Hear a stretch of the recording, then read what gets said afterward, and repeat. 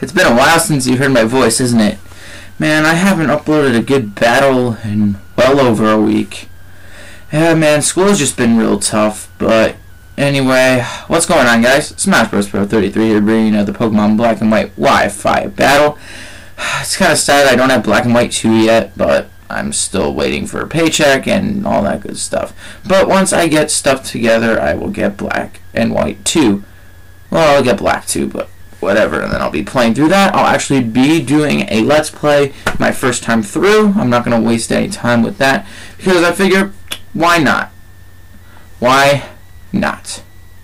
But anyway, I got a standard OU match versus Shaki4 from the Smogon Wi-Fi Battle Finder, and his team doesn't look all that threatening. Let's be honest here. Like, his most threatening thing is probably Latias, and I have like 2 or 3 things that can honestly check Latias. Outside of that, Tentacruel's dealt with pretty easily. Rotom Wash I can deal with very easily with Gastrodon or Celebi. Mamoswine I can take out with Terrakion. And then Gallade I can take out with Landorus or Genesect or maybe Terrakion. I mean, I got options. Man, he doesn't really have like anything like too standard OUE outside of basically like Latias and Tentacruel. So without further ado, let's get on with the match, shall we? So he is going to lead off with his Mamoswine, as I'm going to lead with Splat, that Gastrodon, that Choice Spec set. And the Mamoswine is going to set up Stealth Rock on the first turn, which tells me that he is the Focus Sash lead. So I'm going to hit him with that big Specs Surf. And that is going to bring it down to the Sash pretty obviously because, you know, Specs Gastrodon, that thing is a threat. And then he pulls the Endeavor. I'm like, oh, wow, well, my Gastrodon's kind of screwed now. Thank God I'm not Life Orb. But anyway, I'm just going to go for another Surf, and that is going to take out the Mamoswine, but at what cost? My Gastrodon at 1 HP. So now he's going to bring in his Gallade. I might as well save this thing for switch fodder later, as I know rocks are up, and there's no point in me just losing Gastrodon in vain. So I'm going to go into my Landorus here, because if he wants to set up a sub, I can break it with U-turn, because that does well over 25%. Or Earthquake or what have you. So I'm going to go to my Genesect here, because I know he can't hit me really hard, because if he's the sub bulk up set or whatever, he has no investment in attack. But looking at it, I think he's like the bulky attacking thing. I don't know, sub 3 attacks maybe, because he pulls the Ice Punch, and thank God I U-turned out into my Genesect. I wasn't really expecting Ice Punch because he's not really the banded set, but whatever. But this is my Rock Polish Genesect if you haven't seen it already.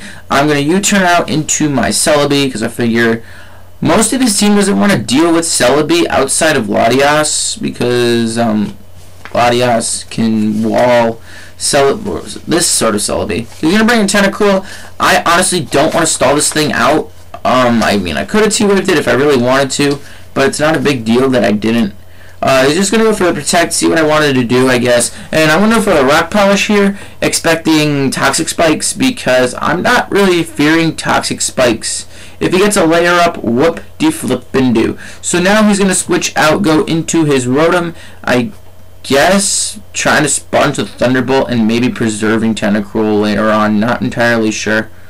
But judging by that, a +1 U-turn will KO, because, you know, Genesect has that base 120 attack as well as that special attack. And running investment in attack has really come in handy. So I'm going to go back out in the Landorus here, because, you know, I'm Scarfed. I can outspeed his entire team. So he's going to bring in the Chandelure here. I'm going to go for U-turn, honestly expecting him to switch into Latias, predicting the Earthquake.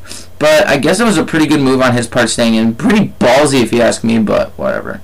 So now I figure this Chandelure is more than likely choiced, so I can just do whatever and Ice Sack Gastrodon. In order to scout, he has Overheat, which tells me that he's most likely Specs.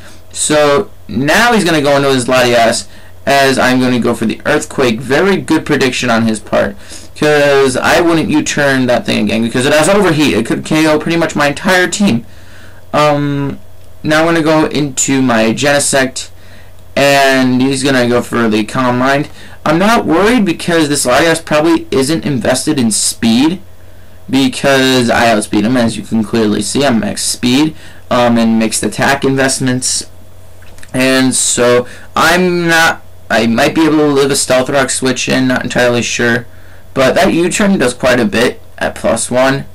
This looks like physically defensive just based on the way it was brought in. So now he's going to go for recover as I U-turned out into my Terrakion, and I was contemplating here whether to just go straight for the Stone Edge or go for the sub, expecting him to Calm Mind up. And since I'm regularly poisoned, I'm not worried about it really racking up. But he's just going to go straight for the Side Shock. I know he wasn't predicting it. I mean, I bet he knew he could live a hit. But I wanted to get a free Swords Dance up because, you know, I want to get that Terrakion to +2. But I'm like, screw it. I'm just going to go for the Rock Gem boosted Stone Edge. It's good for one-shotting Gliscors at +2, but much to my surprise, I don't know if he's running max defense or not, but that really doesn't do that much, and that was with the gem boost. So yeah, I don't have too much outside of my Hydreigon, and my Hydreigon actually walls, or it doesn't wall it. What the flip am I saying? I managed to outspeed it because I am max speed. I am the mixed set, and he doesn't know that yet. But I'm going to go for Draco here, and that takes him out because I'm Life Orb and all that good stuff. And he's going to go on a Tentacruel, expecting me to be like special attacking. But I pull the Earthquake, and that does a solid 2-hit KO. And he's going to go for the Scald, hoping for the burn, you know, Scald, burn. Goes hand in hand, and he actually gets the burn there, which means I won't be able to KO with the next Earthquake. It's not the biggest deal in the world, but I'm like, screw it, let's go for the Outrage. I know it'll 2-hit KO the Tentacruel, and it's not a big deal. He's gonna go for another Scald, and that does like nothing, and it really looks like I'm able to KO him with the next Outrage, but of course, because he's that defensive Tentacruel, he has Protect, and therefore not only am I confused, but I'm going to die to the burn damage anyway. That Protect doesn't matter in the long run, it just means I'm not going to be able to KO it with the Outrage, so I need to lock myself in on a move, and he's going to go for the Protect again, and manage to pull the double, which doesn't matter all that much because my Earthquake can kill it anyway, and he doesn't have anything really else to take it. So yeah, Tentacruel's dead. See ya. And now he's got Chandelure. I believe that's his last Pokemon. So I'm just gonna go for the Earthquake, and I believe that will wrap up the game.